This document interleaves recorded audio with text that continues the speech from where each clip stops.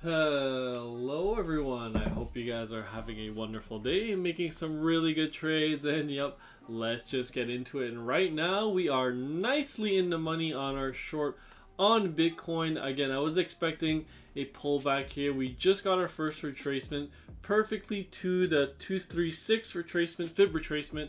Again, that's 26,651. We just bounced off that level right now, and we are currently back up to 27,151.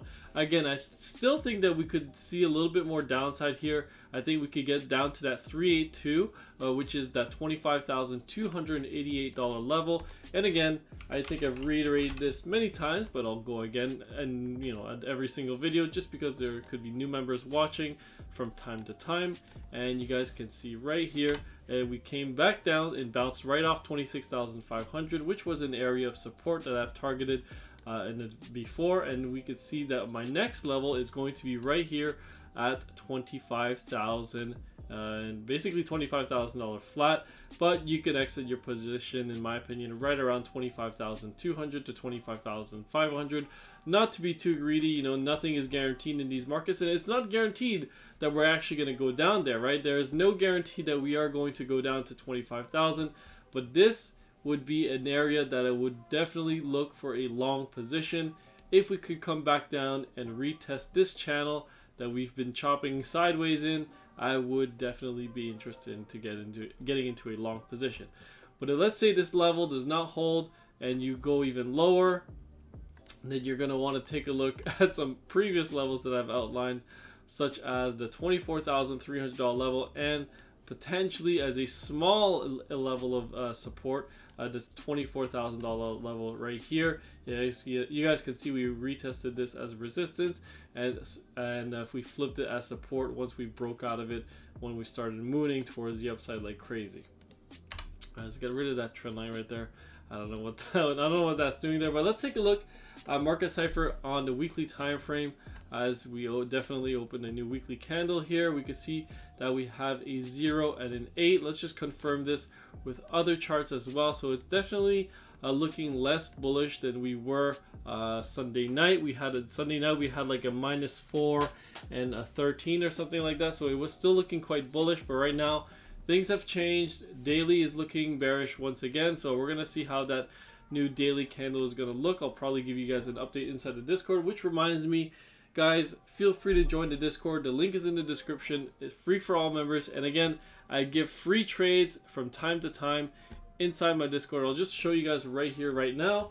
I just gave a free trade today. Once again, I started shorting oil, as I believe it will start to make its leg down towards $50 eventually. We did tag my $65 level beautifully, and we did enter a long position once we got down to there. And again, I'm still holding my nat gas longs. We're going to see how those play out, but overall our account is up over $2,000, so congratulations to you guys who are inside the Discord. You guys are making some great gains. All right, let's take a look at, not to UVIX, let's take a look at Bitcoin on wave edge indicator here, right there. And let's get on a daily time frame. And again, you guys could probably tell we were getting a lot of selling pressure near these highs. The momentum was starting to slow down significantly. You can see that the MACD is almost about to cross here. The 12-hour has already crossed for a while now. The 4-hour just crossed once again during this big dump towards the downside. So again, I still think that you could get a little bit more downside before we see more upside. So please take that into account when you're making your trades. All right, let's take a look at the markets today. The markets were a bit choppy today. We're getting some nice upside and we're getting some downside, but overall we ended pretty much flat on the day. Not too much action. The Russell 2000 was actually getting a nice bounce today and ended up in the green, up about 1% in the money. So that's very nice to see. The Russell starting to come back. You are starting to see confidence coming back a tiny little bit in the bank. However, Deutsche Bank now is on fire, I believe. Let's take a look at Deutsche. Oh, Deutsche was actually up 4%, but it did start to bleed last week. But so overall, a very nice recovery on Deutsche. Let's see if it can come back up to this trend line, maybe $12. That'd be a really interesting point to take a short on Deutsche Bank. But we'll see. We're gonna have to see how everything plays out. We'll take it day by day, trade by trade. Let me take a look at the commodities now. Like I said, on oil, again, We timed this beautifully. I can't reiterate how beautifully this was. So we got our wave down, our 5 waves down, and then you finally got your ABC correction. And again, the C wave has not topped out yet. I'm expecting potentially a rally up to $75, which would be a retest of the scene of the crime.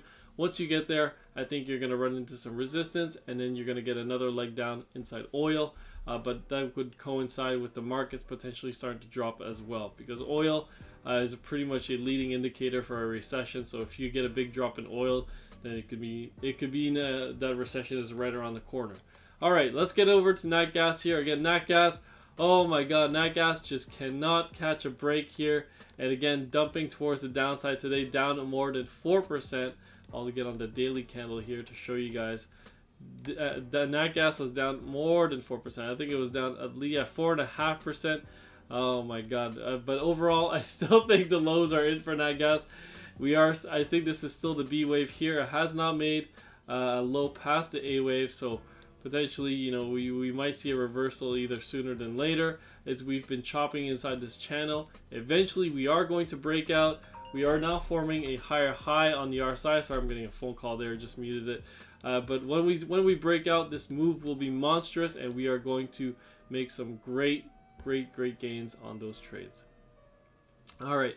Let's take a look at gold and silver. Again, gold and silver, not too much action today. A bit of a pullback, a bit of a down day on gold and silver as the markets start to calm down.